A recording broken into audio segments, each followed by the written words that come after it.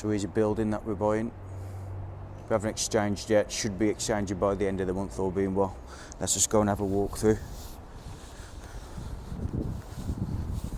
Used to be an old solicitor's office, quite well known apparently, but COVID sort of finished them off. The main man on the wall? Yeah.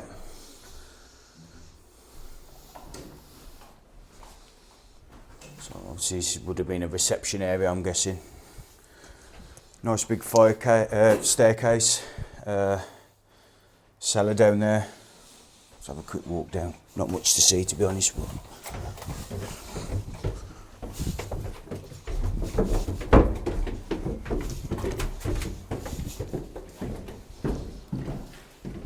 good old-fashioned cellars.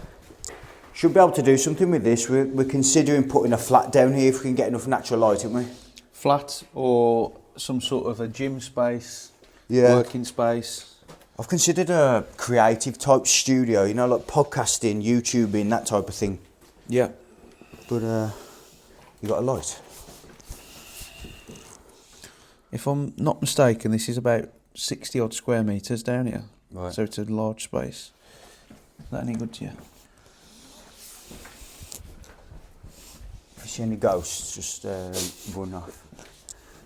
Yeah, It's a massive nice. space. It is massive. It's just a waste, isn't it, if you don't do nothing with it? I don't think there's anything commercially we can do, is there, as like a separate unit? Don't you think? Because you need access, don't you? Obviously they could get access through the main Yeah. building. And you'll be able to get, there is natural light there. That's above ground level. Yeah, it's obviously out onto the front. See what we can do. Builders coming round in a bit to have a look.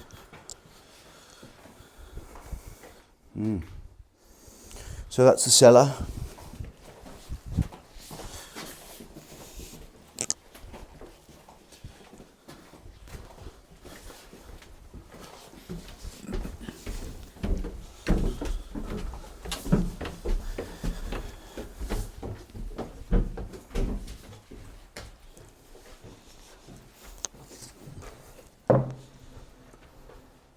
Big room there, probably about 14 square metres maybe.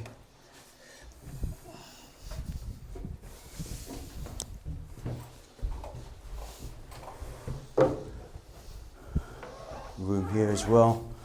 So keep in mind that we're looking for at least 8 apartments out the building. It's just shy of 4,000 square feet.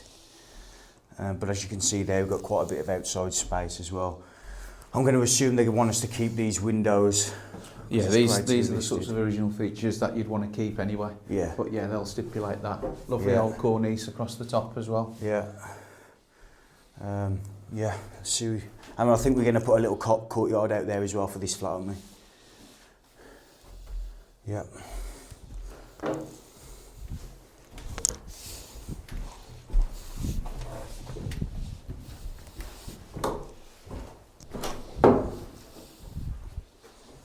Is this going to be one flat, do you know? Yeah, I mean, he said 3 on the top floor, 3 on the middle floor and 2 on the ground. Right. The more I look at this, you could Probably get more out of that. potentially get 3 on the ground as well. Yeah. So that, yeah. And then potentially 1 in the basement. So next door is also a solicitor's, and the other side is a wedding dress shop, I think. So there should be a little courtyard as well. And obviously there's quite a bit of land to it, so.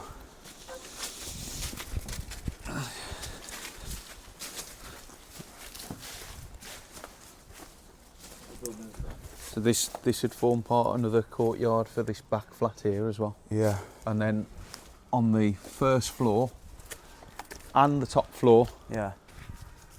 the idea of getting a balcony with just some railings around it. Yeah, it's a good idea. Again, Yeah.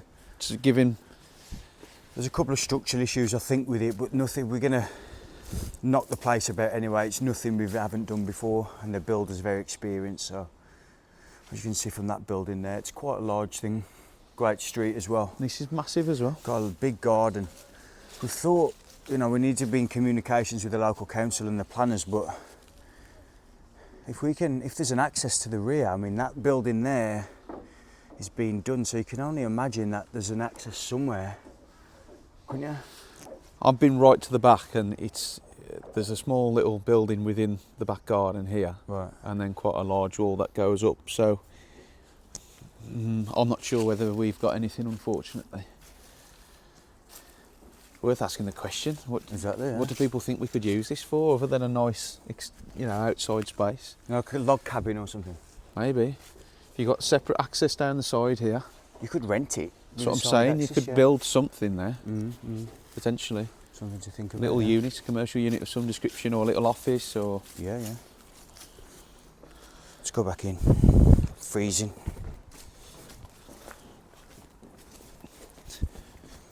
We just need to check on the plan whether all of this is ours, obviously, because next door here has got a door going out into the same courtyard, so we need to know where our boundary starts and finishes. You'd imagine it's here. Yeah, it looks like that, doesn't it? Yeah, we'll have to. So if we have got plans to use something at the back, yeah, we need to know how much of it we've got. It makes logical sense, but logic don't seem to be much of a yardstick at the moment. Full kitchen, toilet down there. So that's the entirety of the ground.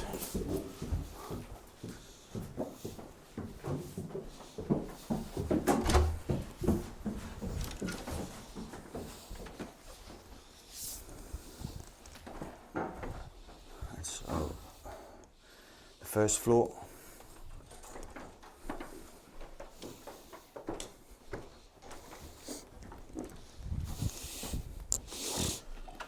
It's next door. Still in use as offices. We did speak to the agent about potentially just leaving them as offices and just refurbishing them. And he said the office market isn't worthwhile in this local area, so hence the reason we've been pushed towards residential stuff. Big heavy doors, original doors, which we'll have to keep, I'd imagine. So here's the first floor. You can see the size of the rooms, they're quite big. Those windows look like they've been changed now. Yeah, possibly, yeah. Big positive with this building is the fact that it's next door has been converted, hasn't it? Yeah. It's gone through planning for apartments, I think. Yeah. And there's a development across the road, again, apartments or HMOs. Yeah. So we know we can get planning. It's just yeah, it's just going to be a going bit of through a the ball process ache. of it. If you see that there's a building down the street there with the black windows just in sight of the camera there, that's a conversion into 8 studios and a retail unit, so there is a precedent set on the street.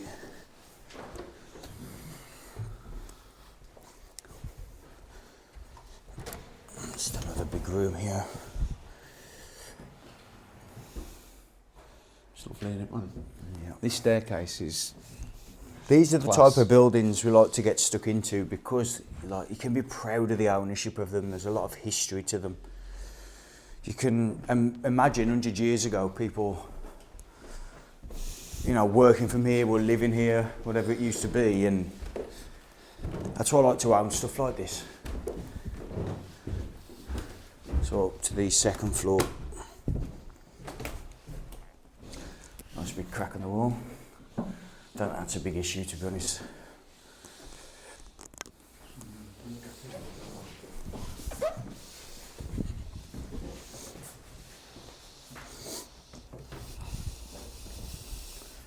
Same layout as the floor below, I think.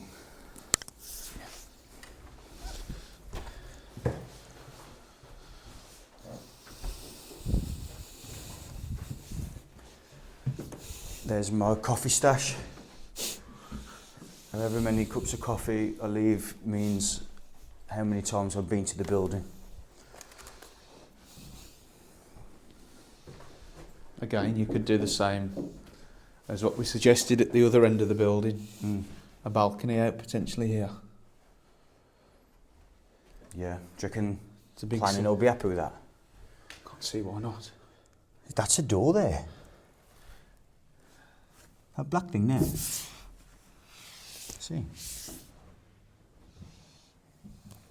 No? Looks like it, yeah. There it is.